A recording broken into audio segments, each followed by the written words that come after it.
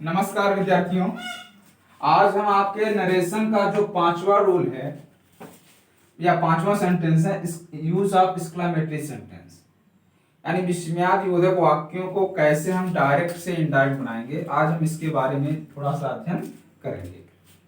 तो exclamatory sentence जो है होता क्या है? विस्मयादि बोधक, यानी ऐसे वाक्यों के कुछ शब्द होते हैं, यानी जब हम किसी परिस्थितियों को देखकर महसूस कर अपने आप ही हमारे मुख से जब कोई एक ऐसे शब्द का प्रादुर्भाव हो रहा हो, ऐसे शब्द निकल रहे हों जो उस समय की परिस्थितियों के अनुसार हो, परिस्थितियों के साथ आश्रित हो, कोई इसके लिए आपको फोर्स ना कर रहा हो, अपने आप ही मन से निकल जाते हैं, तो ऐसे शब्दों को एक्सक्लेमेशन या विस्मयादि बोधक वर्ड कहते हैं। ऐसे सेंटेंस को या ऐसे शब्दों को विस्मयादि बोधक शब्द कहते हैं।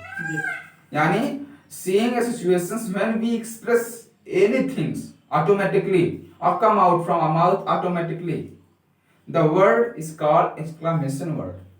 But when we add such a word in a sentence, then we can say it is a exclamatory sentence.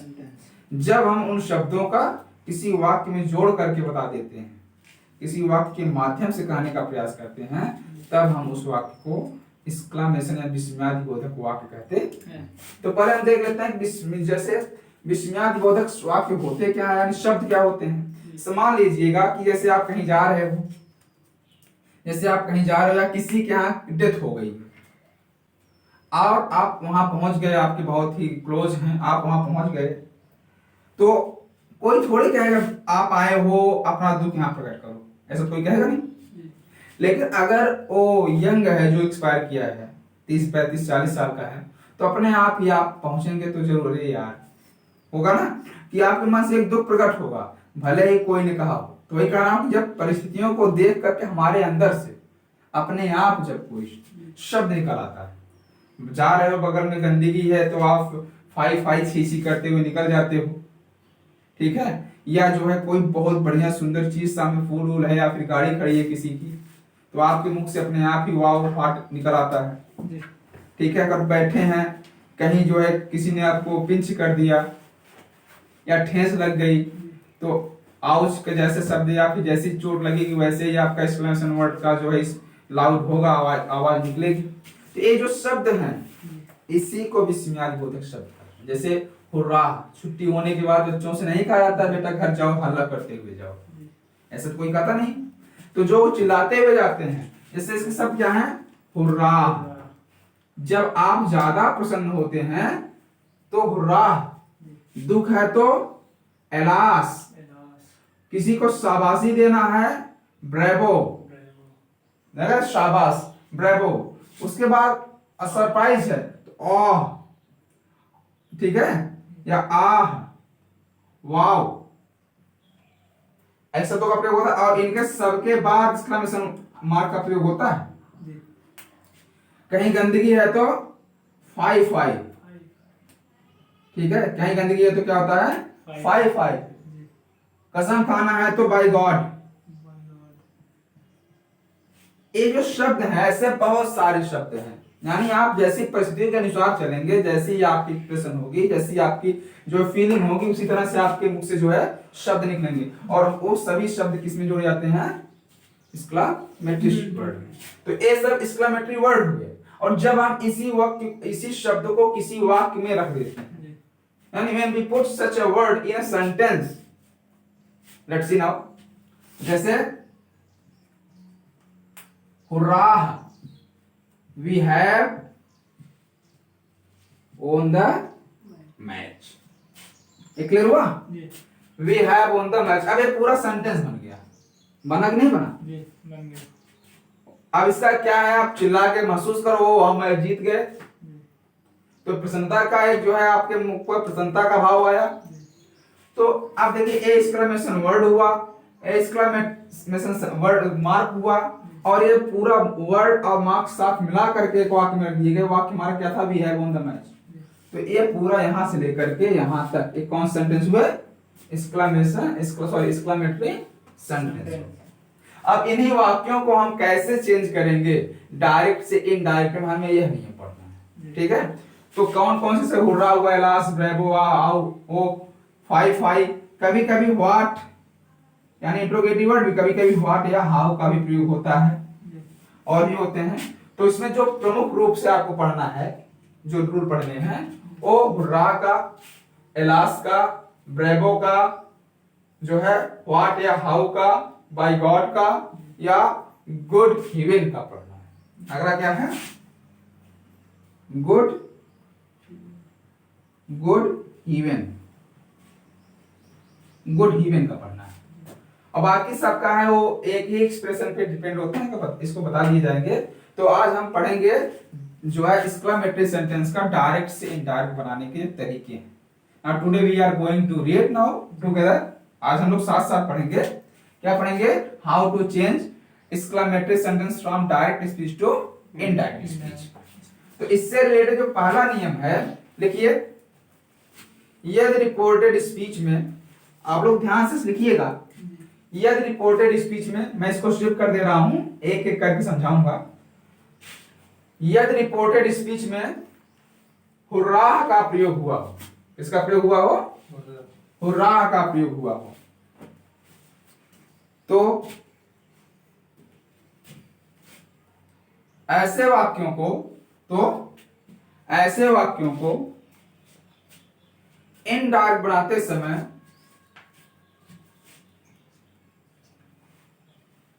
ऐसे वाक्यों को इनडायरेक्ट बनाते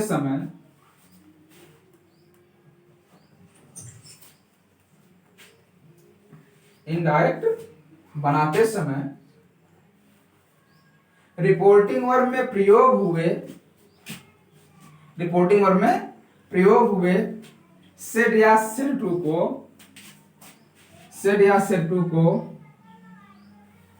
exclaimed, सेड या सेड टू को exclaimed,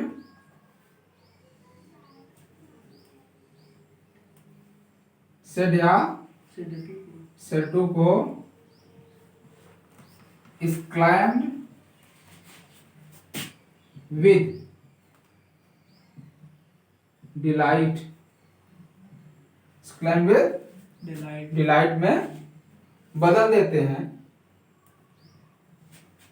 डिलाइट या जॉय भी कर सकते हैं, exclaimed with delight या जॉय में बदल देते हैं। और रिपोर्टेड स्पीच के वाक्य को जोड़ने के लिए कंजक्शन दैट का प्रयोग करते हैं, और रिपोर्टेड स्पीच के वाक्य को जोड़ने के लिए कंजक्शन दैट का प्रयोग करते हैं। अब इसमें जो आपका वर्ड आया हुर्रा, जो है जो एक्सक्लेमेटरी वर्ड आया, उसी को हटा करके आपने एक्सक्लेमेटरी डिलाइट का प्रयोग किया, यानी अब उसका प्रयोग नहीं होगा। एग्जांपल देख लेते हैं, जैसे the boys said, hurrah we have won the match. बच्चों ने चिल्लाकर कहा, ओ हम मैच जीत गए, हम मैच जीत गए। देखिए रिपोर्टेड स्पीच में हुर्रा का प्रयोग हुआ है जी। तो सेड या सेड टू को मिलेंगे एक्सक्लेम विद डिलाइट या जॉय।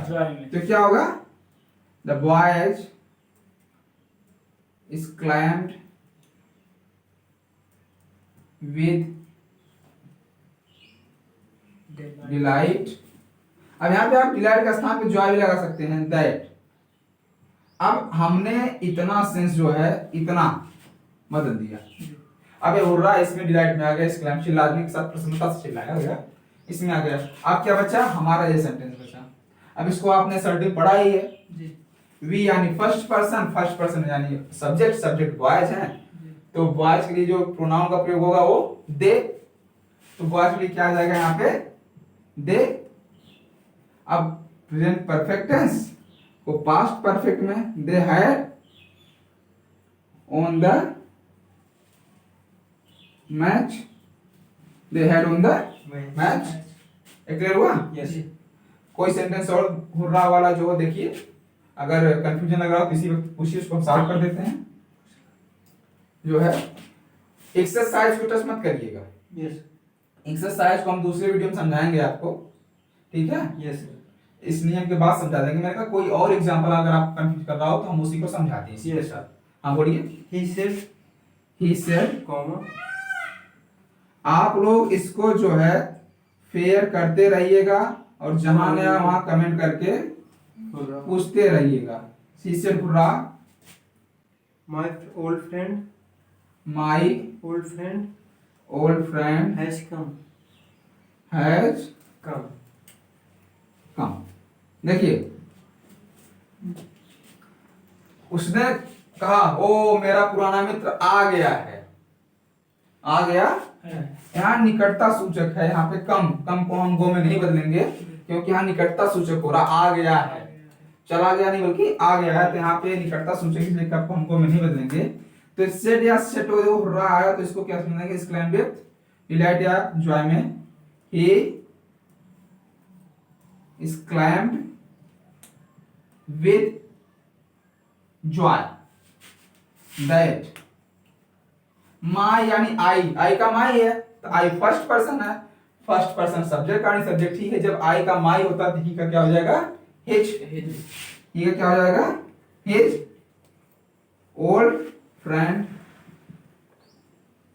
हैज यानी प्रेजेंट परफेक्ट टेंस को प्रेजेंट टेंस को पास्ट में लेते हैं तो पास्ट परफेक्ट हैड कम।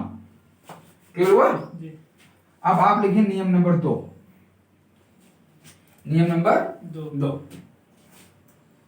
दूसरा नियम क्या कहता है, यदि रिपोर्टेड स्पीच में, ध्यान से लिखिएगा और थोड़ा फास्ट लिखने का प्रयास करिए, यदि रिपोर्टेड स्पीच में एलास का प्रयोग हुआ हो, किसका प्रयोग हुआ हो, एलास का प्रयोग हुआ हो, तो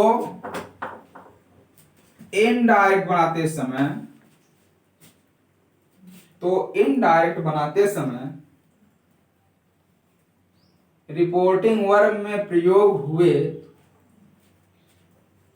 इनडायरेक्ट बनाते समय रिपोर्टिंग वर्ब में प्रयोग हुए सेड या सेड टू को, सेड या सेड टू को, सेड या सेड टू को exclaimed with sorrow और ग्रीफ में बदल देते हैं। सेड या सेड टू को exclaimed with sorrow या ग्रीफ में बदल देते हैं और फिर रिपोर्टेड स्पीच को वाक्य को जोड़ने के लिए कंजक्शन दैट का प्रयोग करते हैं, जैसे अभी आपने हुर्रा वाले वाक्य में किया है, ठीक है। अब इसका एक एग्जांपल देख लेते हैं कि Rakesh said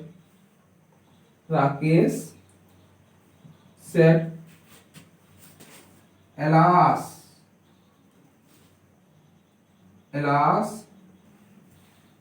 his father is no more। No more का मतलब होता है एक्सपायर, मर जाना, यानी कोई उसके पिताजी अब जिंदा नहीं है, मृत्यु को प्राप्त हो गए हैं।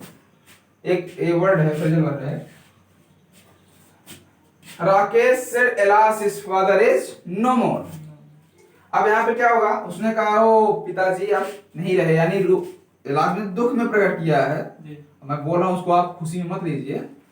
एलास मतलब है रोते हुए, कि दुख प्रकट करते हुए कि उसके पिताजी अब नहीं रहे। इसको आप अगर कन्वर्ट करेंगे डायरेक्ट स्पीच से इनडायरेक्ट में तो क्या हो जाएगा, Rakesh exclaimed with sorrow that his, third person है तो कोई चीज नहीं, that his father was no more, his father was no more, क्योंकि इसका वाज हो गया। कोई और एग्जांपल? यस ठीक है, उस करिए। हाँ देखिए, his client is served that his father